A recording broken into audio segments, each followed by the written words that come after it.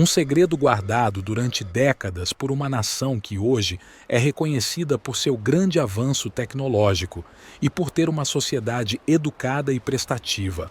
Mas essa não era a realidade dos seus habitantes durante a Segunda Guerra Mundial. Hoje vamos falar sobre os mistérios da Unit 731, o programa de guerra japonês que maquinava experimentos terríveis em humanos. Localizada na China, essa ocupação japonesa atuava como um departamento de prevenção de epidemias e purificação da água do exército de Kwantung. Ou, pelo menos, era assim que eles se apresentavam. A verdade é que essa unidade não queria evitar tragédias, mas provocá-las. Sob a liderança do general Shiro Ishii, diversos experimentos médicos foram realizados em prisioneiros de campos de concentração. A injeção de doenças como cólera e gonorreia nos cativos saudáveis eram só o início da grande atrocidade que essa unidade guardava.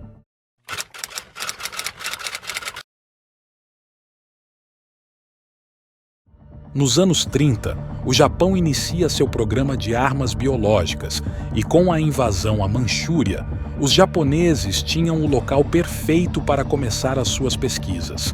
Foi então que o Unit 731 foi construída. A localidade dava vantagens a OS japoneses. Era onde havia o acesso a infinitas cobaias, os chineses. Em 1932, o cenário estava preparado para a sinistra ascensão do cirurgião-geral Shiro Ishii.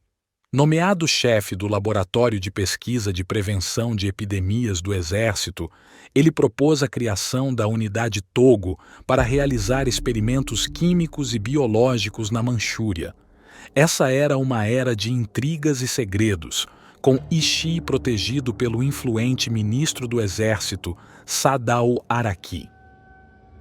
Dentro do exército, o coronel Chikahiko Koizumi emerge como um apoiador crucial de Ishii. Já em 1915, Koizumi se envolvera em um comitê secreto de pesquisa de gás venenoso durante a Primeira Guerra Mundial, inspirado pelo uso alemão bem-sucedido de gás cloro. Essa experiência moldou seu entendimento sobre a eficácia de armas químicas. O impulso de Ishii para criar uma unidade de pesquisa biológica e química foi motivado por sua viagem de 2 anos ao exterior em 1930. Ele retornou convencido de que as potências ocidentais estavam avançando rapidamente em seus próprios programas. Essa percepção alimentou a urgência de criar a Unidade Togo. Ishii, respaldado por Koizumi, tinha objetivos claros. O argumento principal era a necessidade de o Japão não ficar para trás nas pesquisas de armas químicas e biológicas. As potências ocidentais já haviam demonstrado a eficácia dessas armas, como no uso bem-sucedido do gás cloro na Segunda Batalha de Ypres. E assim, foi implantado um dos maiores locais de barbárie humana.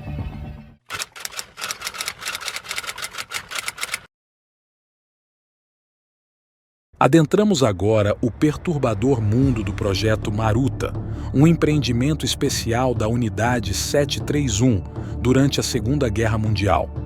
Sob o codinome Maruta, seres humanos foram utilizados como cobaias em experimentos brutais. A população circundante fornecia, sem saber, os logs para esses experimentos, uma designação eufemística que escondia a verdade horrenda. A crueldade atingiu níveis absurdos quando os funcionários, de maneira irônica e macabra, se referiam a OS seres humanos como logs, uma piada sombria que ressoava com a matéria oficial de capa dada às autoridades locais. O disfarce da instalação como uma madeireira era a fachada para ocultar as atrocidades cometidas em seu interior. A crueldade não se limitava a OS experimentos. Os corpos dos sacrificados eram descartados através de incineração, eliminando qualquer vestígio das atrocidades cometidas. O projeto Maruta mergulhava fundo na desumanidade, deixando para trás um rastro de horror e ocultação. Para encobrir seus crimes, os pesquisadores da Unidade 731 publicavam resultados em revistas revisadas por pares, apresentando a pesquisa como se fosse conduzida em primatas não humanos chamados macacos manchurianos ou macacos de cauda longa, uma fachada científica que escondia a verdadeira natureza dos experimentos. A unidade do Togo empregou táticas horríveis para proteger espécimes de órgãos selecionados do corpo. Se Ishii ou um de seus colegas de trabalho quisessem fazer pesquisas sobre o cérebro humano, então eles ordenariam que os guardas encontrassem uma amostra útil. Um prisioneiro seria retirado de sua cela.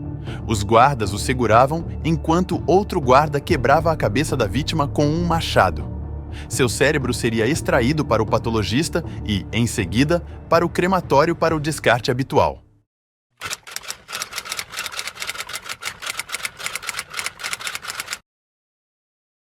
Em campos de prisioneiros de guerra, milhares de homens, mulheres, crianças e bebês enfrentaram um pesadelo cruel, a vivissecção.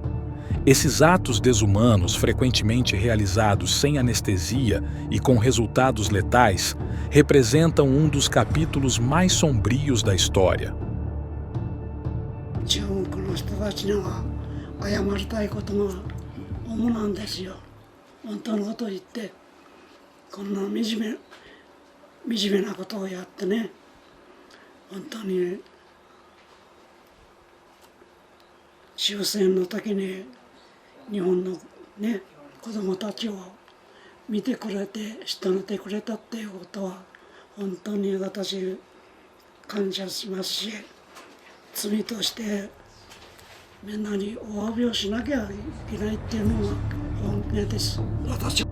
A prática de vivissecção em seres humanos era, assustadoramente, generalizada mesmo fora da Unidade 731.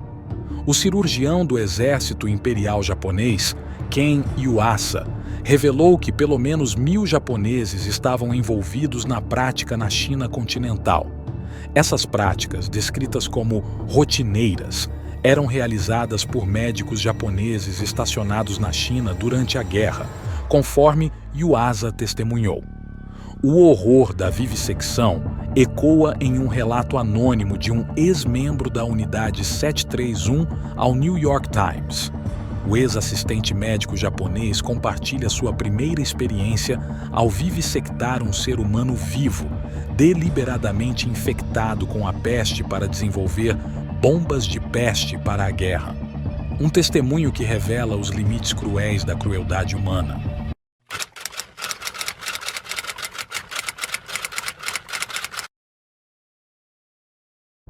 À medida que a Segunda Guerra Mundial se aproximava do fim, a Unidade 731 estava mergulhada em sombras e segredos obscuros. Com o Exército Vermelho avançando em agosto de 1945, a unidade se viu forçada a abandonar seus experimentos sádicos. Entretanto, o fim da guerra não trouxe alívio, mas sim uma série de eventos ainda mais sinistros. Com o objetivo de esconder evidências de seus crimes, ministérios em Tóquio ordenaram a destruição de todos os materiais incriminadores, incluindo os de Pingfang. Uma onda de assassinatos impiedosos se seguiu, eliminando qualquer testemunha potencial. Os 300 prisioneiros restantes foram gaseados ou alimentados com veneno, enquanto 600 trabalhadores chineses e manchurianos foram brutalmente baleados. O líder da unidade, Shiro Ishii, emitiu uma ordem cruel. Todos os membros do grupo deveriam levar o segredo para o túmulo. A necessidade de manter o silêncio a todo custo levou à distribuição de frascos de cianeto de potássio para uso em caso de captura do pessoal remanescente. Com o Exército Vermelho se aproximando, tripulações de esqueletos das tropas japonesas lideradas por Ishii explodiram o complexo nos últimos dias da guerra. A intenção era destruir todas as evidências das atividades horrendas realizadas ali. Apesar dos esforços, muitas estruturas resistiram, preservando vestígios do horror perpetrado pela unidade. A história da unidade 731 é marcada por um silêncio eterno. O fim da guerra trouxe consigo não apenas a queda da unidade, mas também a tentativa desesperada de apagar os vestígios de suas atrocidades. O segredo foi guardado tão ferozmente que, por anos, a verdade permaneceu oculta nas sombras da história. Não há redenção neste capítulo da história. O silêncio prevaleceu e o legado da unidade 731 permanece marcado pela impunidade. Uma lição sombria sobre como a busca do conhecimento pode se desviar para caminhos de crueldade e como a justiça muitas vezes escapa das garras da história. Ao encerrar esta jornada, somos confrontados com a necessidade de lembrar e aprender. As vítimas da unidade 731 merecem ser lembradas, e as atrocidades cometidas devem servir como um alerta constante para os perigos da indiferença. Em nossas mãos está o poder de garantir que tais horrores nunca se repitam.